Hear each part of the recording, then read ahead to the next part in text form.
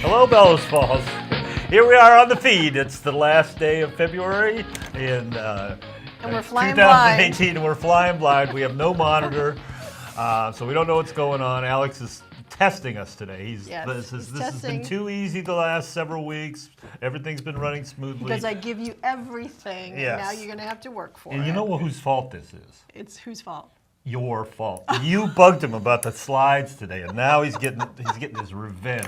Exactly. We have you no said, monitor. "Where are the slides, Alex?" And you said, so if I'm randomly looking around, it's because I have no idea what to look at. Because we have no idea what camera's on or anything. But it's all good because we end up talking. We have to John anyway. today. He's going to be our guest. Actually, we're going to talk about blame food. it on me if you want. No, we're blaming everything on Alex because he's the man. Okay. All right. So we're going to talk about food here in a minute, but first, local events. Local events. Marty. Biggest and most important local event coming up is the Town of Rockingham annual meeting on Monday. You can. On this coming Monday. So it seems like it's sneaking up really quick this year. So it's at the Opera House at 7 p.m. Obviously open to any Rockingham resident, the business meeting, and then there's the town and school district meeting. Okay. And the town meeting, the school district meeting is first, and the Rockingham business meeting is second. They flip-flop it every year. And then balloting is on Tuesday. Voting is on Tuesday. Right. And traditionally, we have like 12 people. 12 people, I know. Pick the whole budget for the whole town. So we'd like to try to change that this year and get a lot of people out. So come on out and vote. This will be the first year without Mike Hardy as moderator. It will be. Ray's going to be doing it. Ray Masuko's going to do it. I hear there's he may, if you want Ray to do this continuing, that he should. There's a write-in place on the ballot. Yeah, there's a write-in place on the ballot, and I hear other people are trying to get written in. So okay. Depending I was on going to say, who you might like. want to check with Ray and make sure he wants to be written on the ballot. I talked with him this morning. Okay. Before the feed. I knew that this was something that... Investigative reporting at its best. All right. And then last Thursday, we had a great forum, community forum at the Opera House. We had over 200 people there.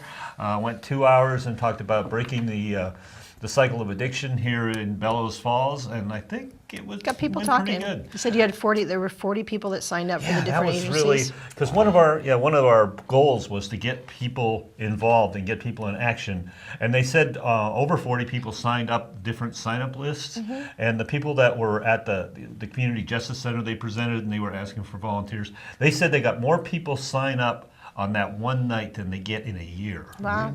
So we were feeling pretty good about it.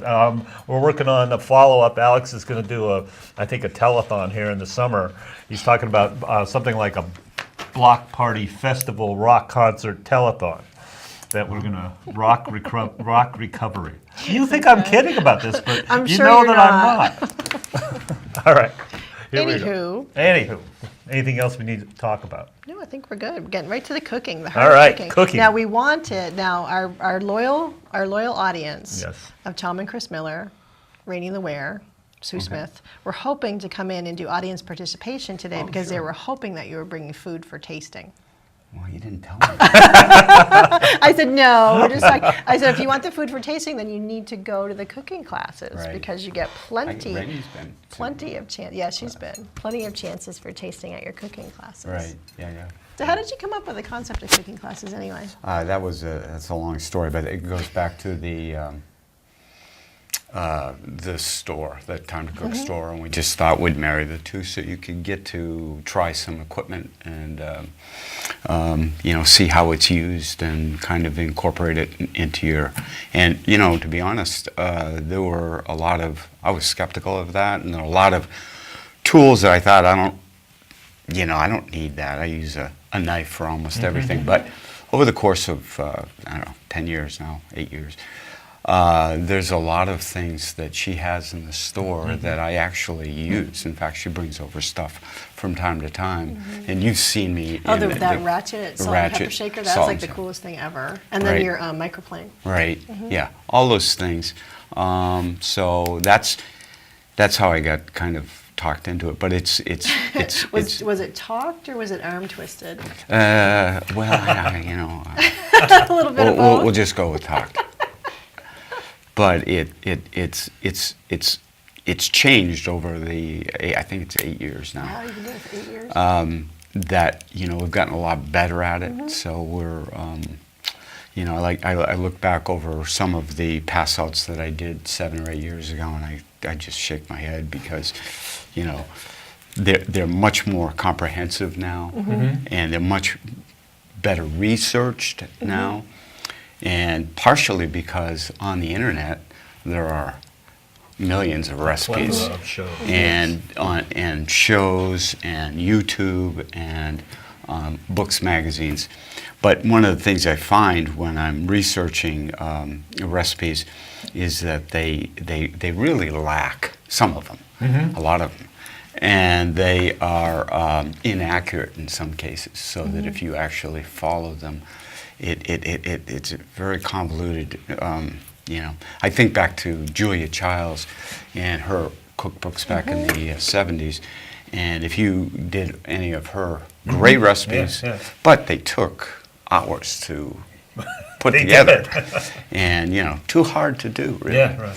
So what we try to emphasize is 2 things. One is we know that most people don't have time to spend, you know, they want something that goes together, has a lot of good ingredients to really give it a wow factor. Right. And that, yeah, it's a word I use a lot, is wow factor.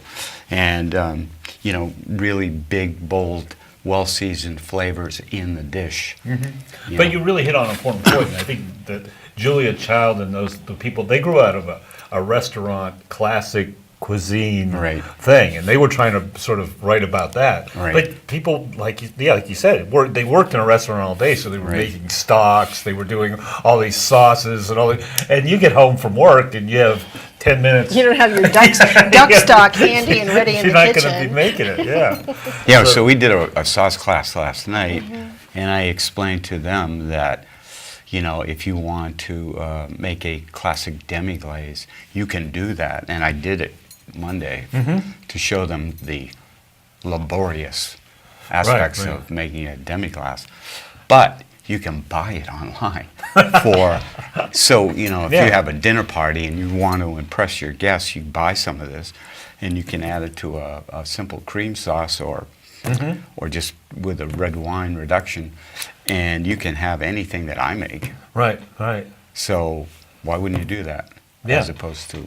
well, because you didn't go to your class and you didn't think about it. You were reading the Julia Child book and you're going, I don't have time for this. Right. So, you know, that what we try to emphasize to the public is that we're different than the internet. Right. You know, we're different than magazines and books. That, you know, that, for example, I'm doing right now, researching a Mexican class that we do in 2 weeks. And I've come up with 20 different recipes that I love. Now, but I don't have time to do 20 recipes in 2.5 hours. Yeah, so you have to pick the best. And I have to pick the best, and you know, and that's not easy to do. Yeah, right. How do you get ingredients? Just what would be my other question, because Mexican food, I love Mexican food, but the range is the closer you get to Mexico and the closer you get to fresh ingredients, the better it is. Right. So one of the things, pozole, which is a Mexican stew that Mexicans love. So, but it calls for dried white corn. Yeah. You don't find dried white corn. Leaside doesn't have it. Really? No, they don't. So, but you what about can. the internet? But you can get it on Amazon or other sites that Latin Grocer or Woodland Foods has it. So yeah, I buy stuff, you know, like lo mein noodles. I can never find lo mein noodles in the grocery store, but I buy it from Amazon. Right, and it's fairly inexpensive. Yeah, and fast. Too. Yeah, it's not like it's So yeah, you can get, you know, last night in one of the sauces, calls for kefir lime leaves. You know. Try to find those locally. Right. Those, I think Leaside has those. I back think in the they produce do. section. Right. You have to ask, they're behind You the have to counter. ask Mike. Hidden behind the broccoli, right? Exactly. So, but you can buy those online, and you know, you take when you get them, just freeze them. Oh, And they that's a have great a- idea. Yeah. See, that's what I like about, I've been to a few of the cooking classes, not as many as my sister and my niece, since they go to pretty, I think they have permanent stools, don't they? They do, With actually. their names With on their them? names on them, yes, I believe they do. So that they keep me on my toes. Because they've been to quite a few. Well, I mean, because, I always am thinking, I have people that are regulars, and, I can't do the same things over and over again. So they were in my sauce class Monday, and I said to Terry or Chelsea, there's a couple of things in this class that we've done before, so my apologies up front.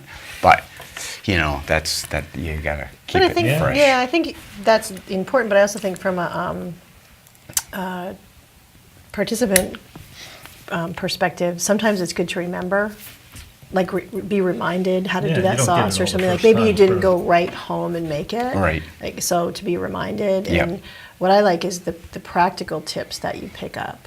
Yep. Because it's no secret, I do not like to cook Okay. at all. So the easier you can make it, the more practical. And I absolutely hate to follow a recipe. Right. Hate. As OCD as I am, I cannot stand like measuring and evening Right. out. And I like when you watch a chef cook, you don't follow a recipe per Right. se. You have the flavors in there, Right. but you're not always measuring everything. I mean, Right. with certain things, like with baking, you have to. But when you're creating a dish, it's really you do it to taste. You're tasting your sauces. You're emphasizing that, and I think that's an important thing for people to learn. Yeah, you don't want to be a slave to a recipe. So you read the recipe once or twice, and then you get a picture in your head of what you think that dish is gonna. And most recipes under season. Yeah, you mentioned that really? the last time. Yeah. And so when it calls for eighth of a teaspoon. That's a little bit. Or a half a teaspoon or something. Just put a teaspoon in, or just put some in. We made a sauce last night. It's kind of like a tartar sauce, but it's sauce grabeach, and Is it's that the one you did for the seafood class I was sauce. in? Yeah, that's good sauce, right? So it's tartar sauce, but amped up by quite a bit, and so it calls for like a teaspoon, or I think a teaspoon of cornichons. Cornichons are little baby pickles. Okay. And that's like half of a cornichon. And so I made it in the class last night because we kind of ran low on it. So I took and I just threw a handful of cornichons, some dill, way more than what the recipe called for, some other things, parsley, and just chopped it all up and threw it in the mayonnaise, a couple of cups of mayonnaise. And so it's a guide. The recipe Right, is a right. guide. Follow the guide. And if you obviously cayenne pepper would be an exception. Yeah, you want to be a little prudent with that. Well, yeah, and I guess it depends on your audience too, because I Yeah. think people in the north are a little less spice oriented or They're hot oriented. less adventurous. Yes. People are a little more conservative with food, and every class somebody goes, "Oh, well, why don't you put that on the menu?" And occasionally I go, yeah, that's a good idea. I'll put it on the menu, and I put it on the menu, and it And then you dies. get, I was going to say, and then you got, here's the classic example. I was in line behind someone at Hungry Diner. I don't know who the person is, so I'm not going to insult anybody, but that, I believe their special was spicy Korean tacos. Yeah. So the question was, well, how spicy are they? And it's like, if it says the word spicy, Right. and you don't particularly care for spice, Right. then perhaps Right. you might want to choose Avoid it. something else, Right. because it's hard to underspice something. Right. Kind of, because the whole idea is that's what gives it the flavor. Right. Yeah. Right. So if that's like, Yeah. so I'm sure that that's probably what happens if you put something on the menu that's Well, you super took the spicy. pasta class, and we did the pistachio pesto, and everybody really got high marks for that because it's unlike other pestos. So I thought, well, let's try it with some scallops with pistachio pesto. And I watched over about 3 weeks. I gave it 3 weeks, and then I said, nah, that's Isn't that funny? a dog on the menu. Well, this reminds me of a parallel. conversation we commonly have is about how professionals and people who are in a business deal with the business, and then how people amateurs who come in and tried. Like, I'm sure you must see amateurs cooks all the time that say, Right. well, you should do this, Right. and it'll be perfect. Right. And we see the same thing in the fitness that say, well, you should have a Sunday this. Right. And you do it, and then no one shows up. And it's like, Right. oh, okay. Yeah. Yeah.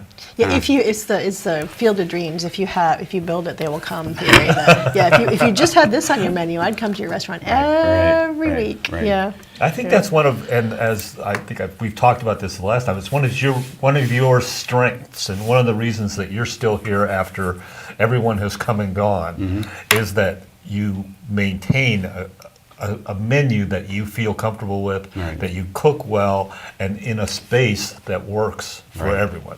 Right. And you're not like having Leslie's North and Leslie's East and Right. Leslie's All over the Kung place. Fu Chicken, and Right. it's just Leslie's, and Right. everybody comes, and it's really nice. Right. So you go there, you have a nice dinner, and you relax, and it's Right. yeah. Yeah. So resisting those changes is sometimes Oh, God. Well, I mean, we've gone through 32 years just last week. really that's And, amazing. so, over 32 years, there are thoughts that cross your mind as to how you might make the wheel better. Yeah, you yeah, know. yeah. And we sometimes have gone somewhat awry on Jumped that. the shark a but, little bit. But basically, we try not to. So, on the menu, I try to have like 2 or 3 things that are adventurous. So right now we have a steak. It's a New York prime strip steak with our mojo rub and the red chimichurri with a garlic aioli. Now we did that last night in our sauce class. Oh, see, I A heard you little do slider, sliders. Yeah, right. Terry said they were great. Yeah, and so that's so that your millennials and your people that are adventurous in food, they'll have that. But a lot of people just want the filet. Yeah. And with the brown sauce, demi-glace, and mushrooms. So you try to have a little for those people that want the adventurous stuff and those Yeah. that want. But these cooking classes have been great for me personally because it has kept me in the game in terms of keeping current and really seeing different foods and how we can incorporate them. Because more and more, as we were talking about before the show, there's a lot of cross-cultural influences in the food industry, in the restaurant industry, and that's happening because people want to try new and different things, a lot of people. And so, you have to find a way to get those things into your menu as a special or on the menu. And, But like Marty said, without jumping the shark so that you're not Right. too far.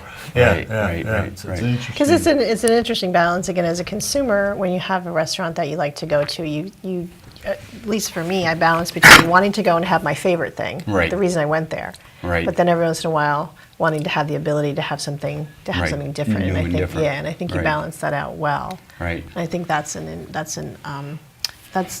ode to longevity. That's Yeah, what yeah. why people, you have to figure out that balance Right. of what keeps people coming back, kind of your Right. staples. Right. And then, but yet having a little bit of diversity, like not being scared to try some different things. And yeah, you tried the pesto scallops; they didn't work. You pulled Right. them off. Right. Right. So Yeah. what specific classes are you adding new classes this year, or sort of when? I'm going to try to get into a who, what, when, where, and how. Because Okay. sort of, is this the beginning of the class season or the end of the class season? Because I remember last year you went on vacation, sort of at the end, right? Right. So it's the middle. It's the middle.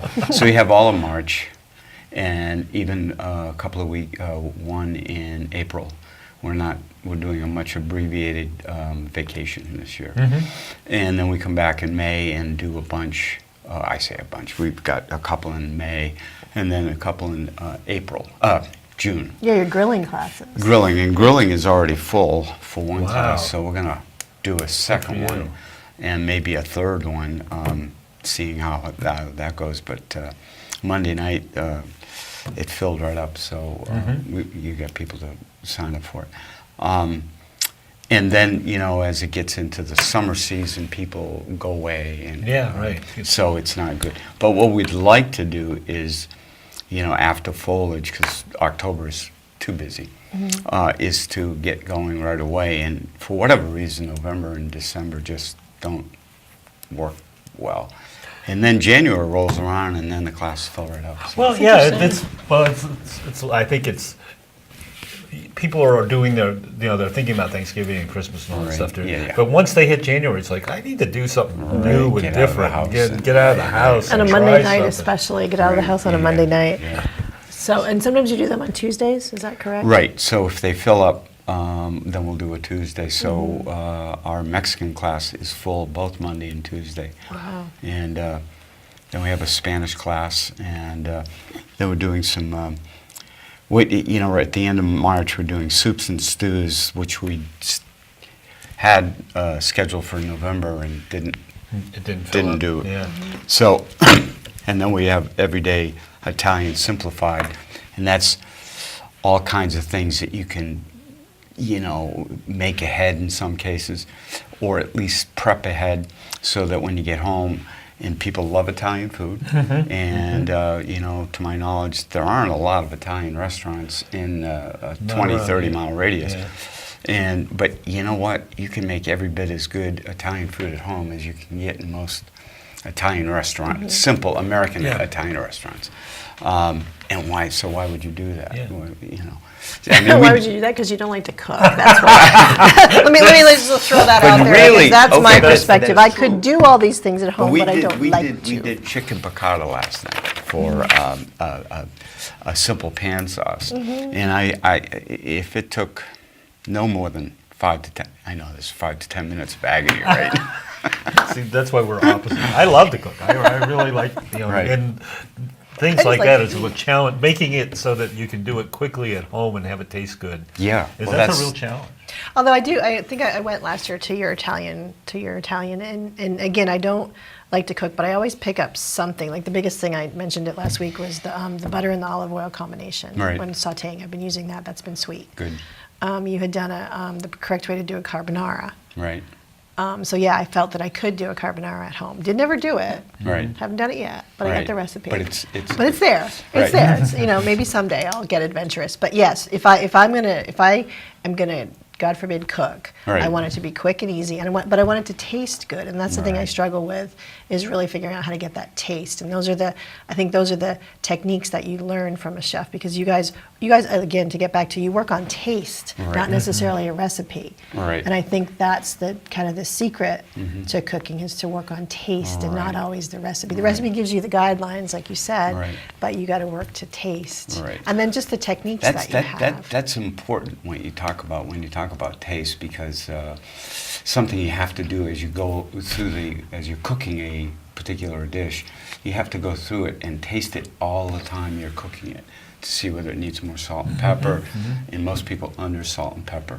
And Not if you have the ratchet one. And I have the ratchet one, and you know, but you know, to really get that sense of how it, you know, more lemon. Right. Like a lot of times, like an acid at the end.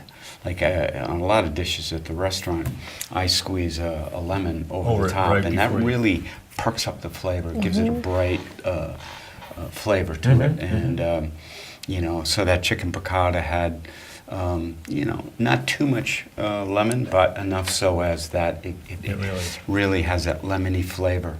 And we did that piccata with last night with, we egg washed it. So flour, egg wash, and then get your pan, like you say, with olive oil and butter. Get Yeah, that's it really been a big hot. one. And they're really hot. They're getting it hot.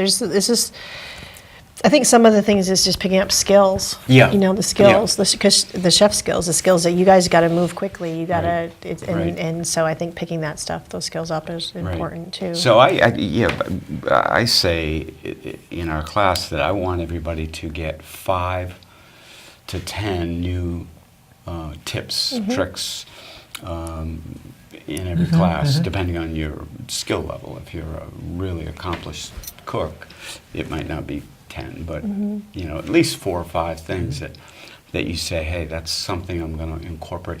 So, you know, we say in the cooking class, there's a residual effect that over the course of your cooking career, you will have learned some things that you will use Right. Oh, yeah. forever. Imagine. And, you know, that's great. And we, you know, the other thing we try to do is look for the best technique.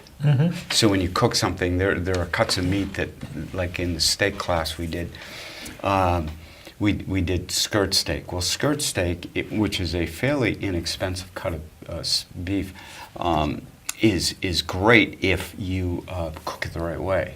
And so, but you can't. I mean, you can put it on the grill and you can put it in a cast iron pan, but it isn't anything you overcook. You've got to cook it medium rare. Otherwise, It'll be like you'll chew chew it. Right. And It gets a bit chewy. so everybody in steak class was really impressed with skirt steak. And I think that a lot of people didn't know what you do with skirt steak. So you get, just to recap real quick, because we are unfortunately out of time, you get practical technique. Right. It's a small group. You're Yep. right there. Right. So I mean, John is right in front of you. It's always fun. There's libations available if you would Right. like. Leslie always does a fantastic dessert. Right. So I would highly encourage people. You gotta reserve it though, because they sell out really quickly. Right. So how do they contact you? So serve, yeah, to call do it? Leslie at 802-275-7809. Good job. Good job. You can also go to Leslie's website and find the cooking classes and the contact information. Or just there. call the restaurant. Just call the and, restaurant. just say, hey, I want to get in. And but you made one point, and I know you're out of time, but we have fun. Yeah, Yeah, it's That's fun. you know, you meet a lot of people, And again, it's not the thing. And this is something else we talk about a lot. Is the internet has all sorts of stuff on it, but it's not personal, and it's not. You're not getting feedback on what you're doing. You're watching something. You don't but get you're to not ask a getting, question. You can't Right. ask a question. Yeah. You can't say, oh. Or you can't see or hear the can't pan, taste it or either. you can't taste it, So and so there's so much. I mean, there's just so much. well, you know, so you had you for want to being taste professional. it to know if it's worth your Yeah, while yeah, to yeah. make that dish. If it's not, Why That's bother? it. why bother? Exactly. So I highly recommend check out John Marston's cooking classes and check out the restaurant. And we're still going to try to get John to do a show on Fact TV. Yeah, Yeah, We'll do that's what that. We'll do that. We've been talking We'll do about that for a couple of years. Bye. Now. All right, bye, Bellows Falls. This was the feed. See you at town meeting on Monday. Monday. Thanks. All right. That's it, folks, for the feed. Be sure to catch us every Wednesdays at 7:30 a.m. Also, find us on Facebook at Fact TV or tell us what you think. thefeed8@gmail.com. And don't forget to watch the feed online at www.fact8.com.